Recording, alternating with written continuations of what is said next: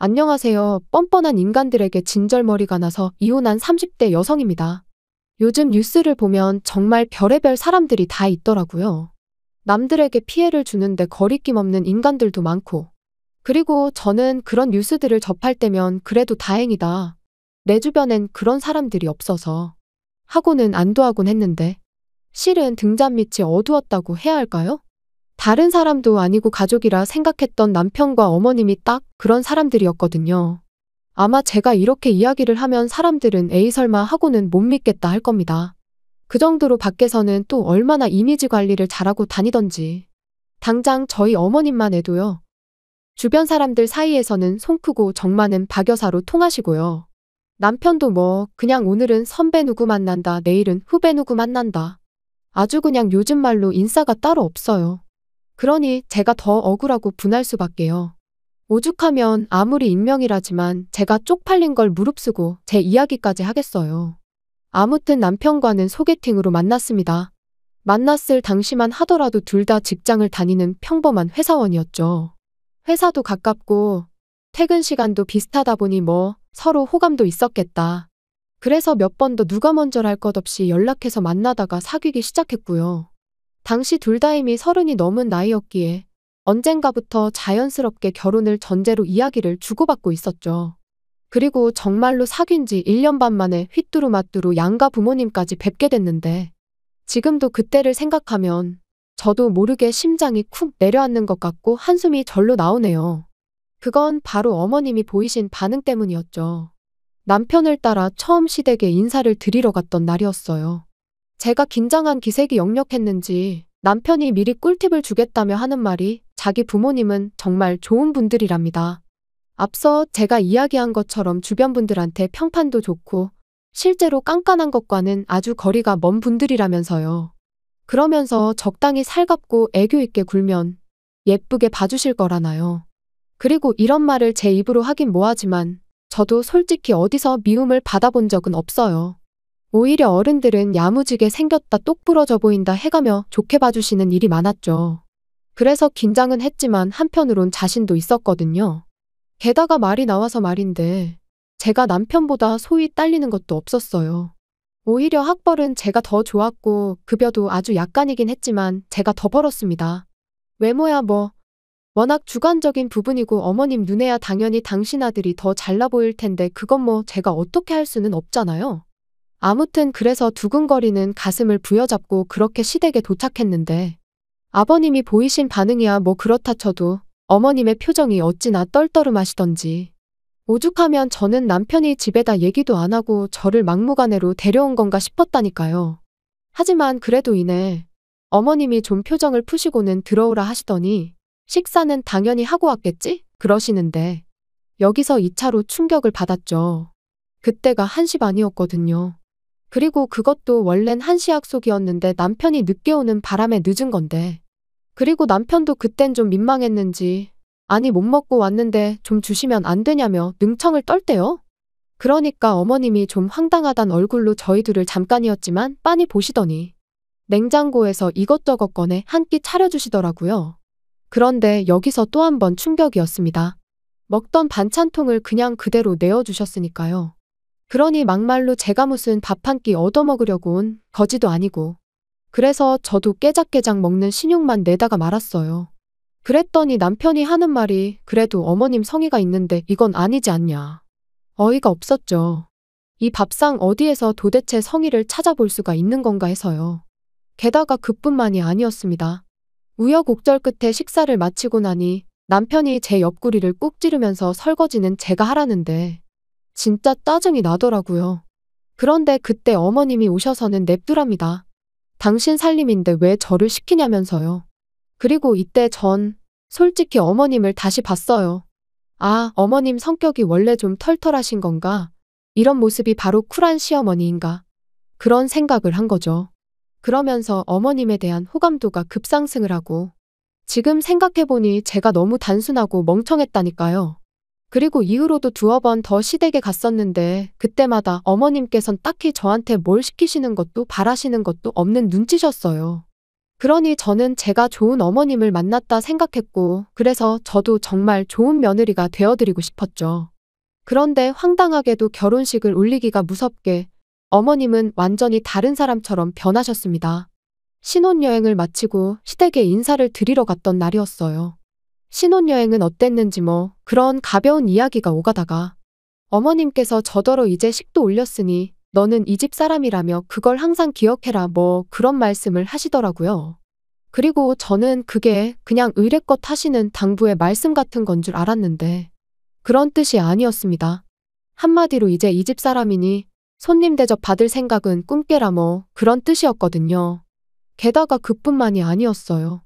또 이런저런 이야기가 오가던 중 고부 갈등 그런 이야기가 나왔는데 제가 어머님한테 웃으면서 저는 정말 어머님하고 모녀처럼 지내고 싶다고 했거든요.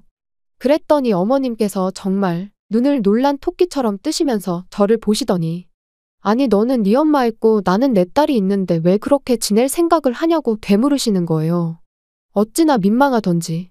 그리고 저는 정말 부끄럽게도 그게 그냥 어머님이 하시는 농담 같은 건 줄 알고 에이 그래도 저도 딸 시켜주세요 했거든요. 제 나름의 애교를 부리면서요. 그런데 어머님께선 부담스럽게 그러지 말라시며 당신은 모녀 같은 고부 사이 그런 거 이해가 안 된다셨습니다. 그게 말이 좋아 모녀 사이지. 며느리가 시애미 알기를 우습게 알고 기어오르는 거라면서요. 그리고는 나는 내 며느리가 그러는 꼴은 눈에 흙이 들어가도 못 본다 그러시는데 정말 너무 무안해서 쥐구멍이라도 있으면 들어가 숨고 싶은 심정이었죠. 그나마 남편이 어머님한테 어머니는 뭘 그렇게 말을 심하게 하시냐며 한마디 하긴 했지만 솔직히 말하면 수치스럽기까지 했어요. 어머님 말씀대로 저도 엄마가 있는데 뭐 한다고 그런 말은 해서 제 스스로 제 꼴만 우습게 만든 것 같대요. 그래서 생각한 게 어머님 말씀대로 가깝게 지낼 필요 없다. 좋은 쪽으로 생각하자. 그리고 그때부턴 저도 나름대로 선을 긋고 살았어요. 안부 전화 같은 건 남편에게 하게끔 했고 경조사나 생신 같은 때만 찾아뵙는 정도로요. 그랬더니 어머님이 보이신 반응이 황당하기 짝이 없었습니다. 모녀 사이 같은 고부관계가 안 된다는 거지. 저는 제 도리는 해야 할 거 아니냐 하셨거든요. 그리고 어머님이 말씀하신 며느리 도리라는 건 거의 무슨 하녀나 다름이 없었죠. 안부 전화는 물론이고 시댁에 밀린 살림도 저를 불러 하라고 하시질 않나. 심지어 당신이 약속이 있으니 저더러 회사에 휴가를 내고 와서 당신 가게 좀 보란 적도 있었죠. 그리곤 그럴 때마다 덧붙이는 말이 가족끼리 이 정도는 해줄 수 있지 않냐는데 며느리는 딸이 될 수 없다면서 며느리니까 귀찮고 하기 싫은 일은 해줘야 한다는 어머님의 그 이기적이고 뻔뻔한 논리에 정말 말문이 막히대요. 그런데 저도 참 답답했던 게 솔직히 그런 어머님의 요구사항을 들어드리면 저를 좀 예쁘게 봐주시려나 하는 미련을 버리질 못하고 있었어요. 그래서 번번이 끌려다니기 일쑤였지요. 그런데 아이러니하게도 결국 어머님 덕분에 완전히 정신을 차리게 되었으니 올해 초 가족이 다 같이 모이는 자리였는데 신우가 입이 대빨 나와서는 약속 시간보다 늦게 도착을 했어요. 그래서 어머님이 왜 이렇게 늦었냐고 물으시니 심해부 때문에 짜증나 죽겠다며 심해부 욕을 하기 시작하대요. 그런 거 있잖아요. 돈도 못 벌고 능력도 없으면서 사람을 귀찮게 한다. 그러니까 저희 어머님께서 신우더러 혹시 모르니까 절대로 애는 갖지 말랍니다. 이혼할 때 애 있으면 골치 아파진다면서요. 그런데 그 일이 있고 한 달쯤 지났을 무렵 남편이 저 몰래 사행성 게임을 하다 1억이 넘는 빚을 졌다는 걸 알게 됐어요. 너무 충격이었죠. 이런 거 저런 거 다 떠나서 사람 하나 정직한 거 그거면 됐다 생각했는데 그래서 도대체 무슨 정신으로 그랬냐니까 언젠가부터 술자리에 나가면 돈 자랑하는 인간들이 그렇게 많더랍니다. 그리고는 예전엔 형형하고 따르던 동생들까지 떨어져 나가니 자기도 돈이 좀 있어야겠다 싶었다면서. 그래서 딱 1억만 따고 그만하려고 했는데 어쩌다 보니 빚만 늘었다나요? 정말 믿었던 도끼에 발등 찍힌다더니 그때 그 절망감은 지금도 잊혀지지가 않아요. 그런데 이 일이 있고 얼마 후 시댁에 갔다가 우연히 어머님과 남편이 나누는 대화를 듣게 되었는데 어머님께서 남편한테 왜 니들 혼인신고는 안 하냐면서 일단 그것부터 하라시대요. 혼인신고 안 하고 있다가 제가 이혼이라도 하자고 들면 그 빚은 너 혼자 다 갚아야 한다면서요. 열불이 나더라고요. 막말로 먹고 사느라 진 빚도 아닌데. 게다가 신우는 심해부가 속을 썩인다니까 바로 이혼 얘기부터 꺼내시더니 며느리인 저는 당신 아들이 진 빚 같이 안 갚고 도망이라도 칠까봐 전전긍긍하시는 그 모습이 참으로 이기적이다 싶었죠. 그리고 저는 남편이 도대체 어머님의 그런 말씀에 뭐라고 대답할지가 너무 궁금했어요. 그래서 귀를 쫑긋 기울이고 안방으로 다가가는데 그 순간 도어락 열리는 소리가 나면서 아버님이 들어오셨거든요. 그래서 남편의 생각은 그 순간엔 알 수 없었지만 결국 그 본색을 감추지 못했어요. 이후로 저는 어머님에겐 어떠한 미련도 남아있지 않았기에 더 이상 끌려다니지 않았습니다. 무례한 요구에는 싫다고 정확히 의사를 밝혔고 바로바로 거절했지요. 그랬더니 남편은 저더러 변했다며 요즘 왜 그렇게 어머님한테 곁을 안 내어주냐 따졌는데 그럴 때마다 네 엄마가 먼저 시작한 거라고 소리라도 지르고 싶은 걸 정말 이를 악물고 눌러 참을 뿐이었어요. 그러다 올 여름 어머님께서 병원에서 암 판정을 받으셨습니다. 원래부터 속이 안 좋단 말씀을 입에 달고 사셔서 아닌 게 아니라 제가 몇 번이나 병원에 같이 가드릴 테니 가보자고도 했었는데 그때마다 네가 의사냐며 저를 무시하기만 하시더니 그리고 그때부터 어머님의 병원 생활이 시작됐는데 아시겠지만 그게 보통 일이 아니잖아요. 통원 치료도 했다가 입원도 했다가 그리고 그게 환자 혼자 오가기가 쉽지 않다 보니 결국 누군가 한 명은 붙어 있어야 했는데 어이없게도 다들 당연하단 듯이 제가 해주길 바라더라고요. 심지어 어머님 본인조차 말이죠. 그리고는 하는 말이 신우는 손끝이 야무지지가 못해서 그리고 지 남편이랑 사이도 안 좋은데 친정엄마 간호까지 한다고 하면 그쪽에서 좋다고 하겠냐입니다. 그러니까 제가 해야 한다고요. 어이가 없어서 신우 사정은 제 알 바가 아니고 신우가 못하면 저희 남편이 하면 되는 거 아니냐 했어요. 어머님 말씀대로 어머님 자식들이 있는데 제가 왜 어머님 병수발을 드느냐고. 저는 나중에 저희 부모님 편찮으시면 그때 병수발 들어드릴 거라고 했죠. 그랬더니 저희 어머님이 저더러 뭘 한 줄 아세요? 저더러 너는 내가 죽게 생겼는데 그런 소리가 나오냐면서 아주 치사하답니다.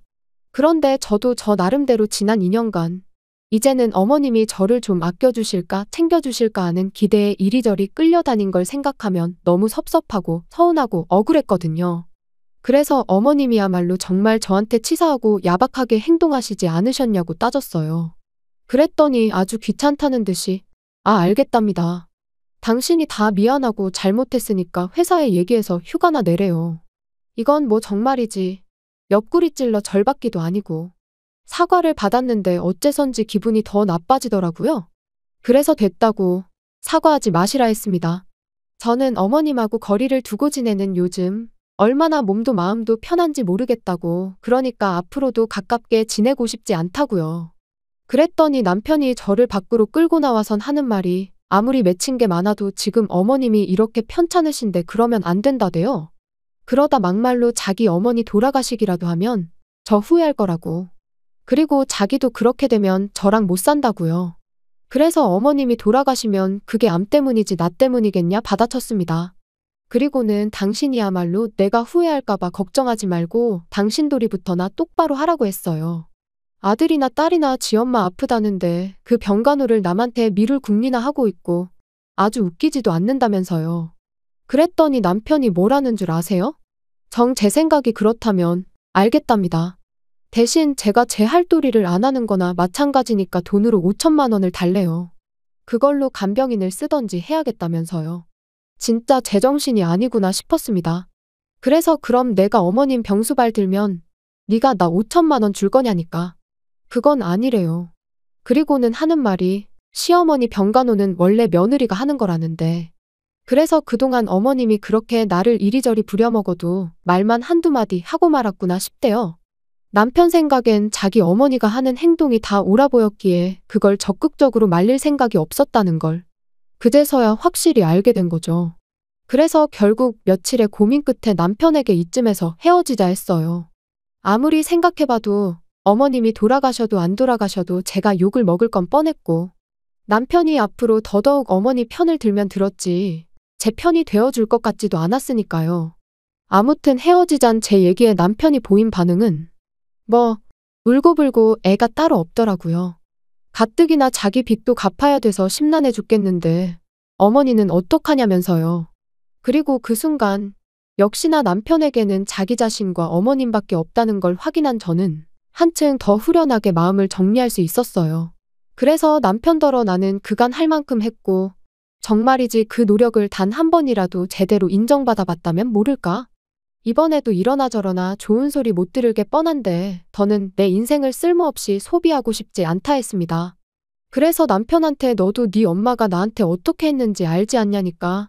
지금은 그런 거 생각 안 하고 자기 엄마 살리는 데만 집중하자는데. 그 또한 너랑 신우가 할 일 아니겠냐 받아치곤 더는 나한테 동정심 사려들지 말라 했네요. 그리고 그렇게 하루아침에 남남이 되었습니다. 건너 들려오는 소식으론 어머님은 아직 투병 중이시고 신우는 이혼을 했다나 봐요. 사유는 잘 모르지만 원래 둘이 위태위태했는데 이제 신우가 아주 어머님 일에만 매달리게 되었으니 그렇게 된 게 아닌가 싶기도 하고. 참고로 신우는 저한테 뭐 달리 나쁘게 한 건 없어요. 그래서 그냥 어디서든 잘 지냈으면 좋겠단 마음입니다. 아, 그리고 남편은 아무래도 아직 정신을 못 차렸는지 또 그 게임을 하는 것 같아요. 저희가 헤어진 걸 모르는 사람들이 남편이 돈을 빌려가서 안 준다고 자꾸 저한테 연락을 해오거든요. 아주 그럴 때마다 번번이 헤어졌다 그러면 왜 헤어졌냐 물어오고 상대하는 것도 일이네요. 아무튼 뭐 시간 문제지 결국 어떤 식으로든 다 해결이 될 테니까요. 더는 신경 쓰지 않으렵니다. 긴 이야기 들어주셔서 감사합니다. 오늘의 사연은 여기까지입니다. 구독과 좋아요, 알람 설정해주시면 앞으로 더 좋은 사연으로 찾아오겠습니다. 감사합니다.